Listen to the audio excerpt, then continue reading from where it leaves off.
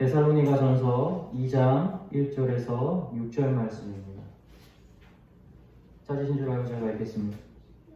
형제들아, 우리가 너희 가운데 들어간 것이 헛되지 않은 줄을 너희가 친히 아나니, 너희가 아는 바와 같이 우리가 먼저 빌립보에서 고난과 능욕을 당하였으나 우리 하나님을 힘입어 많은 싸움 중에 하나님의 복음을 너희에게 전하였노라. 우리의 권면은 간사함이나 부정에서 난 것이 아니요 속임수로 하는 것도 아니라 오직 하나님께 옳게 여기심을 입어 복음을 위탁받았으니 우리가 이와 같이 말하면 사람을 기쁘게 하려 함이 아니요 오직 우리 마음을 감찰하시는 하나님을 기쁘게 하려 함이라. 너희도 알거니와 우리가 아무 때에도 아첨하는 말이나 탐심의 탈을 쓰지 아니한 것을 하나님이 증언하시느니라. 또한 우리는 너희에게서든지 다른 이에게서든지 사람에게서는 영광을 구하지 아니하였노라. 아멘. 사도 바울이라는 사람은 자기 앞에 사도라는 말을 늘 붙이지만 실제로 바울은 사도는 아니었습니다. 예수님의 진짜 제자가 아니에요. 예수님이 죽고 난 뒤에 부활하시고 나중에 제자가 된 사람이 바로 이 바울입니다. 어떻게 보면 사실은 이 바울이라는 사람은 복음을 전하는데 가장 소극적일 수밖에 없을 거예요. 왜냐하면 그의 태생이 그렇잖아요. 믿음의 태생이. 다른 제자들은, 속죄자들은 예수님을 경험하면서 온 자들이에요. 그죠? 그런데 이 바울은 아니에요. 그런데 놀라운 건 하나님의 은혜가 얼마나 큰지 바울은 이 성경 중에 가장 많은 성경을 쓴 사람이에요. 그리고 바울만큼 믿음에 대한 헌신을 가지고 충성된 사람은 제자들 중에 아마 없을 겁니다. 바울이 이렇게 자신감을 가지고 복음을 전할 수 있었던 이유는 무엇일까? 저는 오늘 여러분들과 그런 부분을 좀 나눠보고 싶어요. 말씀을 보면 이런 부분이 또 반복이 되거든요. 오늘 본문 말씀을 보면 2장 2절에 보면 나옵니다. 너희가 아는 바와 같이. 5절에 보면 너희도 알거니와. 그리고 5절 말미에 하나님이 증언하시느니라. 지금 바울이 어떤 말을 쓰고 있는 거냐면 내가 어떠한 삶을 살았는지, 내가 무엇을 전했는지 너희 모두가 분명히 알 거다라는 말이에요. 게다가 거기다 어떤 말을 더 하냐면 내가 어떻게 너희를 대했고 내가 어떤 삶을 살았는지 우리 하나님이 증언하시고 계시다. 이런 말을 쓰는 거예요. 얼마나 확신에 차 있고 자신감에 차 있는지 모릅니다. 바울은 오늘 이 본문에서 뿐만 아니라 본인이 쓴 편지에서도 이런 말들을 많이 반복을 해요. 의심이 전혀 없는 상태인 거죠. 혹자는 이렇게 이야기할 수도 있어요. 아니, 저런 식으로 자신감을 넘치게 말하는 것이 교만한 것이 아니냐라고 생각을 할 수 있겠으나 여러분, 전혀 교만한 것이 아닙니다. 오히려 바울은 전혀 그의 삶 가운데에 의심할 여지나 복음을 향해 가는 데 있어서 자신의 삶의 부족함이 하나도 없다는 것을 오히려 그의 말을 통해서 우리가 깨달을 수 있는 거예요. 그래서 바울만이 그 초대교회가 세워졌을 때에 이방인을 위한 그릇으로 예수님께서 삼을 수 있는 그릇이 될 수 있었던 겁니다. 그래서 바울만이 많은 성경을 쓸 수 있었고, 그래서 바울을 통해서 오늘날 우리가 많은 도전을 받고 은혜를 받는 겁니다. 무엇이 그것을 만드는 거냐면 그의 한치의 틀어짐 없는 삶과 복음을 향한 열정을 통해서 우리가 그것을 배우게 되는 거예요. 우리가 왜 복음에 소극적일까요? 왜 우리의 마이크가 불확실할까요? 여러분, 그것은 우리의 삶이 겸손해서 그런 게 아니에요. 바울처럼 치열한 믿음의 삶을 살지 않았기 때문입니다.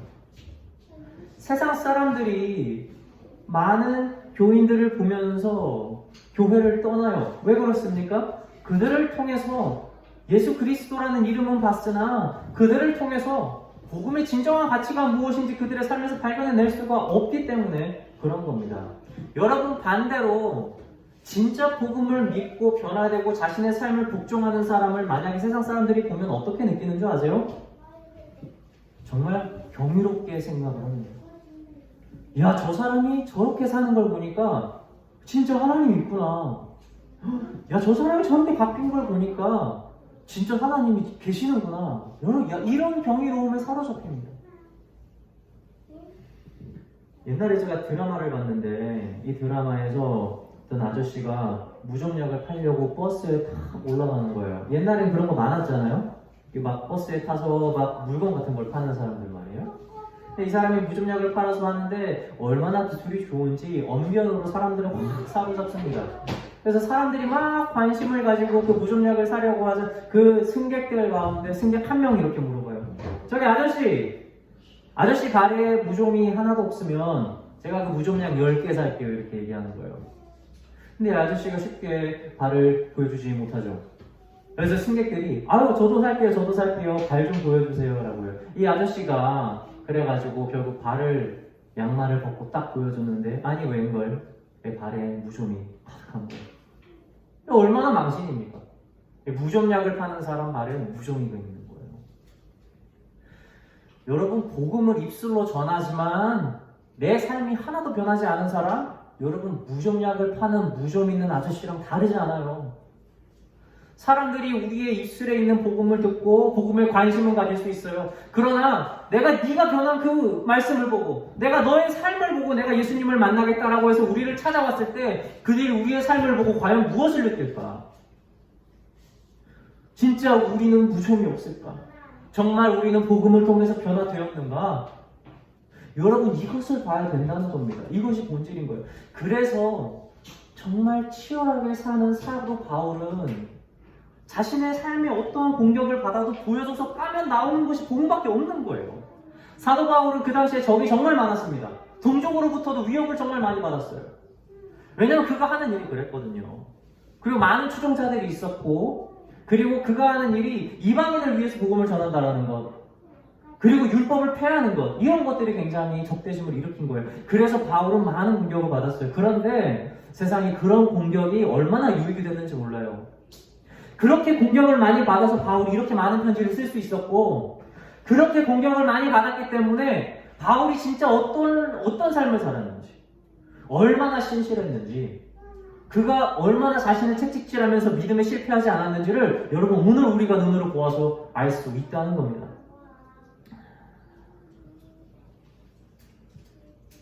저는 오늘 바울이 어떻게 그런 확신을 가지고 올 수 있었는가 이런 부분에 대해서 좀 나누고 싶습니다.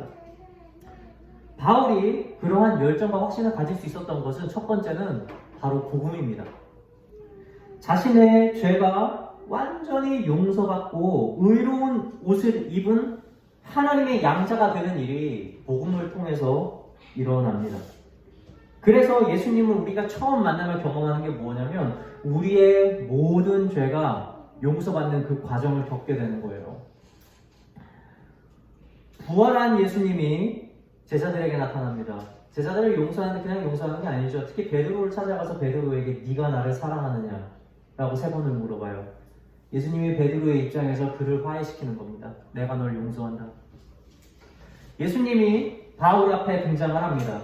바울이 어떤 사람입니까? 믿는 자들을 내어줘서 죽게 만드는 자였어요. 그가 또 그 열정을 가지고 사람들을 넘기려고 가는 길이었어요. 다메섹에서.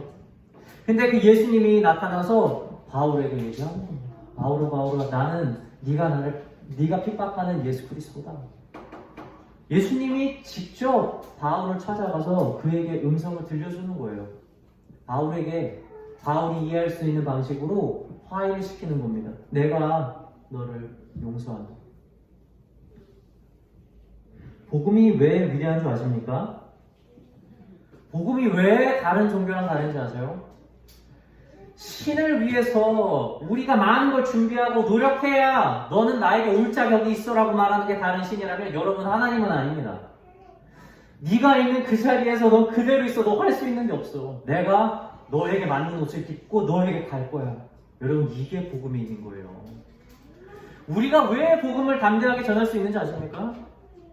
나에 맞는 옷을 입고 나에게 와서 나를 변화시킬 수 있는 우리 주님의 은혜가 다른 사람에게도 똑같은 옷을 입고 갈 것이기 때문에 복음과 가장 관련이 없고 가장 멀리 있고 가장 나쁜 인생을 살고 있어 보이는 사람에게조차도 그 복음이 닿을 수 있다는 것을 우리의 삶으로도 깨달을 수 있는 겁니다. 복음을 그래서 전할 수 있는 거예요. 바울에겐 복음이 굉장한 힘이었어요. 왜 그렇죠? 바울은 사실 복음과 가장 끝에 있는 사람이었거든요. 복음을과 가장 적대시하고 복음 전하는 자들을 죽이는 자들의 위치에 있던 사람이에요. 그런데 그 바울이 예수님을 만나는 겁니다. 그리고 그 죄가 용서받는 거예요. 바울이 그렇게 바뀐 겁니다. 바울이 왜 제자들보다 더 열심히 일했을까? 바울이 왜 다른 사도들보다 더 많은 말들을 전하고 게다가 왜 이방인을 위한 그릇이 될 수 있었을까? 여기엔 바로 그가 용서받은 그 크기에 있는 거예요. 바울은 그래서 로마서 5장에서 이렇게 얘기해요. 죄가 더한 곳에 은혜가 더 넘친다라는 거죠. 은혜를 받기 위해서 죄를 지으라라는 게 아니에요. 내가 어느 곳에 있든지, 내가 어떤 환경이든지, 내가 얼마나 큰 죄를 지었든지 나를 찾아오는 그 주님의 은혜가 있다는 걸 바울은 가르쳐주는 겁니다.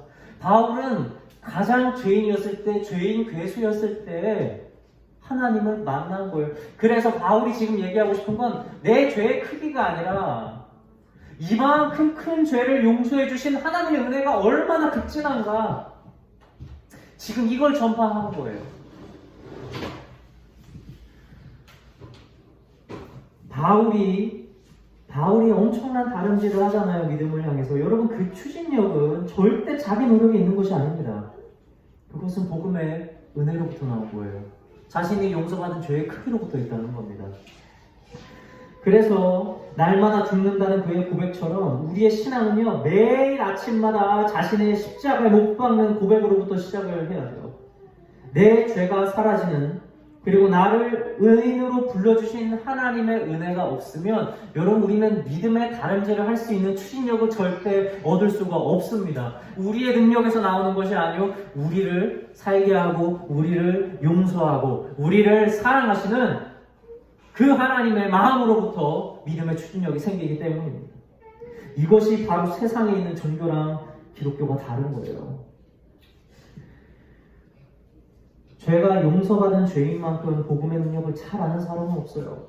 그래서 그들은 나 같은 죄인 용서한 그 하나님의 은혜가 저 땅끝에 있는 사람도 변화시킬 수 있는 능력이 있다는 것을 믿고 복음을 전하는 겁니다. 사랑하는 성도 여러분, 복음을 전하는 일 게을리 하지 마세요. 그리고 복음을 전해도 변화가 없다고 좌절하지 마십시오. 이거야말로 사단이 원하는 계획입니다. 복음은 하나님과 가장 멀리 떨어진 사람에게도 닿을 만큼 능력이 있다는 걸 잊지 마십시오. 그래서 우리가 오늘 우리 예수님을 믿을 수 있는 겁니다. 바울이 복음에 대한 확신을 가지고 다름질을 멈추지 않을 수 있었던 두 번째는 바로 바울의 치열한 믿음의 싸움에 있어요.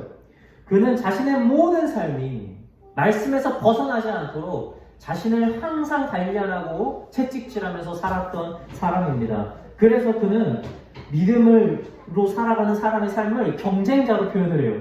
그래서 저기에 있는 상이 하나고 우리는 그것을 향해 달려가는 사람이다. 이것을 받을 사람은 한 명밖에 없다. 이렇게 표현을 할 수밖에 없어요. 바울은 그럴 수 있죠. 왜? 내가 그렇게 나를 치면서 훈련을 하고 살았거든요. 여러분, 빈틈없는 삶을 살아보셨습니까? 이거 진짜 힘들어요. 제가 군대에서 장교로 있을 때 이런 삶을 살려고 노력해봤는데 진짜 할 일이 많고 잠도 제대로 못 자고 정말 얼마나 피곤한지 몰라요. 더 힘든 건 뭔지 아십니까? 그런 삶을 살아도 알아주는 사람이 아무도 없어요. 그래서 우리는 살면서 타협점을 탔습니다. 완벽할 필요 없어. 이 정도는 이렇게 해도 돼. 근데 여러분, 우리가 이렇게 생각을 해볼게요. 과속 운전을 하는 운전자가 있다고 생각을 해봅시다. 여러분, 과속 운전자가 언제 속도를 줄이죠? 길을 가다가 카메라가 걸려있는 곳에서 속도를 줄이는 거예요. 그때만 잠깐 줄여서 속도를 내지 않는 거죠.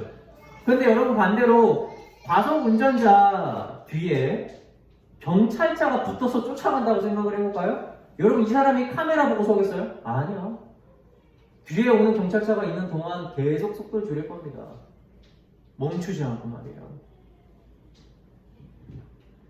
여러분, 믿음의 순간도 이것과 같아요. 임마누엘 하나님의 뜻이 뭔지 아십니까? 우리와 늘 함께 동행하시는 하나님이라는 뜻입니다.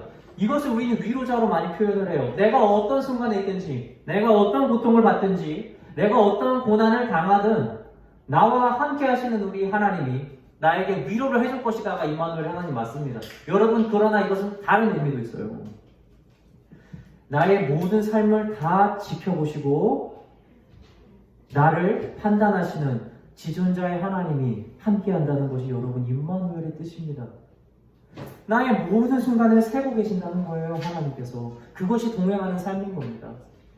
그래서 여러분, 우리는 과속 카메라를 검사하는, 과속 카메라를 확인하면서 운전하는 과속 운전자가 될 수 없어요. 우리는 비록 과속 운전을 하고 싶어도 우리 뒤에서 늘 쫓아오는 그 우리 하나님께서 함께 하신다는 생각으로 날마다 보이지 않는 곳에서 우리의 삶을 복종하는 삶을 살아야 한다는 겁니다. 여러분, 하나님과 동행하지 않는 사람의 신앙의 특징이 뭔지 아세요? 믿는 사람 앞에서만 기도해요. 믿는 사람 앞에서만 하나님 얘기합니다.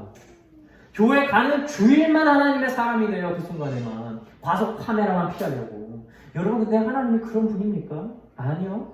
아무도 보지 않는 그곳에서 우리가 무엇을 하는지, 아무도 관심을 갖지 않는 그곳에서 과연 우리는 다른 사람을 섬기고 사랑하고 있는지, 이걸 보는 분이 우리 주님이라는 거예요. 이것이 임마누엘의 다른 뜻이라는 겁니다. 얼마 전 저희 중학교가 이제 시험 기간이었습니다. 이제 1학기 기말고사였죠.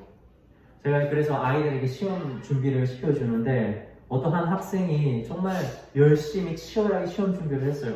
근데 이 학생이 시험 보기 전날 딱 학원을 나서면서 저한테 그 말을 하더라고요. 선생님, 저 내일 100점 맞아올게요. 이러면서 웃으면서 하더라고요. 이 학생이 얼마나, 저는 생각했어요. 얼마나 열심히 했으면, 얼마나 치열하게 했으면 당연히 자기가 100점 맞을 거라고 생각을 하고 학원을 나갈 거라는 생각을 합니다. 여러분, 반대로 생각해 봅시다. 시험 제대로 준비 안 하고 공부 안 한 아이들이 시험 전날 얼마나 걱정하겠어요? 이 학생들의 소원이 뭐겠습니까? 시험이 없어지는 거예요. 시험 좀 안 보길 바라는 겁니다. 시험이 미뤄지길 바라죠. 그런데 반대로 100점을 맞겠다고 확신을 하고 가는 그 아이는요, 시험이 그렇게 기다려지는 거예요. 시험이. 이 학생은 시험이 없으면 너무 싫은 거예요. 자기가 그렇게 치열한 결과가 나오는 그 시험, 그걸 너무 보고 싶어 하는 거죠. 그래서 치열한 전쟁을 하는 그리스도인들이 제일 무서워하는 게 뭔지 아세요? 바로 시험이 없는 겁니다. 하나님이 나를 찔러서 나에게서 나올 믿음을 보여주고 싶은데 하나님이 나를 시험하지 않아요. 내가 그렇게 믿음에 단련을 해서 이제 나의 신앙이 어떠한지를 보여주고 싶은데 하나님이 고난을 주질 않아요. 여러분, 믿는 자들은 여기서 고통을 받아요. 아이고, 이거 하나님이 나한테 고통 주면 어떡하지? 고난 주면 어떡하지? 아이고, 무서워라. 그러니까 빨리 교회 가서 축복받아야지. 아이고, 그렇게 또 나한테 해코지하면 어떡하지? 그래서 막 기도하고. 아이고, 하나님이 나 돈 떨어지게 하면 어떡하지? 그래서 헌금 내고. 여러분, 이건 신앙입니까? 그렇잖아요. 하나님이 날 어떻게 하신다라는 거에 관심이 없어요. 그들은, 진짜 믿는 자들은 나의 신앙이 언제 어떻게 드러날까? 여러분, 이걸 기대하면서 사는 겁니다. 그런데 이런 기대가 누구한테만 있는 줄 아세요? 100점 맞겠다고 이 자리를 나간 그 학생처럼 믿음의 삶을 틀어지지 않고 날마다 자신을 쳐서 산 삶만, 그러한 삶을 고백하고 기대하면서 살아갈 수 있다는 겁니다. 이런 삶을 살지 않으면 우린 날마다 두려운 거예요. 아이고, 주님이 오늘 나 시험하면 어떡하나? 아이고, 주님이 오늘 나 이거 가져가면 어떡하나? 아이고, 주님이 내일 재림하시면 어떡하나? 나 드릴 게 없는데. 맨날 이 불안감에 시달리는 겁니다. 믿음으로, 기쁨으로 신앙생활 해야 되는데 두려움과 부족함으로 신앙생활하는 거예요. 감사함으로 입술을 열어야 되는데 걱정으로 입술을 여는 신앙이 되는 겁니다.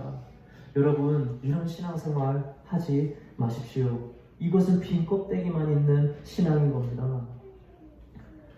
바울이 얘기하는 거예요. 너희도 알거니와 하나님이 증명하는 것. 누가 보더라도 나의 삶은 하나님 앞에서 틀어짐이 없었고, 누가 내 삶을 뒤져봐도 나는 복음을 버린 적이 한 번도 없었고, 심지어 너희가 아무도 알지 못하는 그 순간의 어두운 가운데에서도 저 하나님이 나를 증명해 준다라는 그 고백을 바울은 하는 거예요. 그래서 그의 입에는 확신이 넘치는 겁니다. 그래서 그의 입을 통해서 복음이 전해지는 거고, 그래서 그가 이방인들을 위한 그릇이 될 수 있었다는 거예요. 왜 시험이 두렵고 왜 고난이 두려운가? 그것은 우리 믿음에 빈틈이 있기 때문입니다. 있어 보이지만 실상은 비어있는 믿음의 껍데기만 있기 때문입니다. 마태복음 12장에서 예수님께서 길을 가시다가 목이 마르셨나봐요. 그래서 배가 고프셨는지 열매를 얻기 위해서 저 잎사귀가 풍성한 무화과나무로 다 가집니다. 그런데 웬걸? 아무리 그 안을 비셔도 예수님이 생각했던 열매가 나오지 않는 거예요. 예수님은 그 겉모습을 보고 열매를 기대하셨는데 그 안에는 실제로 열매가 하나도 없어요. 겉에만 풍성하고 본질은 하나도 없는 그 무화과 열매. 그래서 예수님이 그 무화과 열매를, 그러니까 그 무화과 나무를 그 모습 그대로 본질로 돌려버립니다. 그래서 그 무화과 나무가 어떻게 되죠? 완전히 다 말라 삐뚤어져 버려요. 이것이 그 무화과 나무의 본질인 거예요. 열매가 없으면 죽은 나무인 거죠. 사랑하는 성도 여러분, 아무리 우리가 신앙을 거치장하고 우리가 보이는 곳에서 열심을 부린다고 여러분 이거 아무 의미 없습니다. 하나님은 언젠가 우리에게 찾아와서 우리의 그 잎사귀를 다 뚫고 들어가서 우리 안에 있는 열매가 무엇인지 다 점검하실 거예요. 그날이 옵니다. 그때 여러분 우리가 드릴 열매가 과연 있을까? 그럼 우린 이것을 점검해 봐야 될 것입니다. 말씀을 마치고자 합니다. 여러분 말씀드렸던 것처럼 첫째는 복음의 능력입니다. 날마다 우리가 하나님의 구원의 역사를 체험하지 않고 그것을 묵상하지 않으면 우리의 믿음의 추진력을 생길 수가 없습니다. 그리고 둘째, 우리가 말씀을 향해서 정말 보이지 않는 곳에서 치열한 복종이 있지 않다면 여러분 우리는 빈 껍데기만 남은 무화과 나무와 다르지 않을 것입니다. 저와 우리 사랑하는 성도 여러분들은 사도 바울이 복음에 그렇게 확신을 가지고 날마다 시험을 견디고 오히려 자신에게 도전이 찾아오는 것을 기쁘게 여기며 그때마다 복음의 틈을 얻었던 바울의 삶처럼 우리의 삶도 그런 믿음의 확신을 가질 수 있도록 날마다 기도하고 단련하는 저와 여러분들 되시길 주님의 이름으로 축원합니다. 기도하겠습니다.